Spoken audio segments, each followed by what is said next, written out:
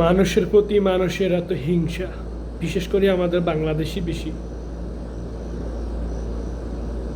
এক বাঙালি আর এক বাঙালিকে একমাত্র মসজিদে নামাজের কাতা ছাড়া আর কোথায়ও আগাইতে দেয় না, কোথায়ও উপরে উঠতে দেয় না।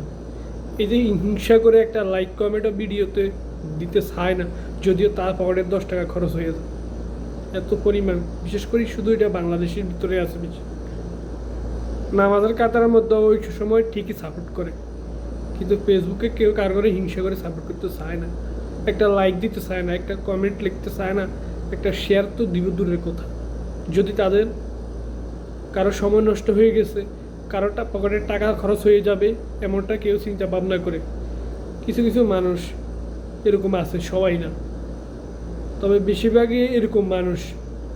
দেশে কর বিদেশে কর সব জায়গায় এত প্রচুর পরিমাণ হিংসা হয়ে উঠছে এই দেশের মানুষ। মানে কেউ কারো ভালো দেখতে চায় না, কেউ কারো ভালো দেখতে চায় না।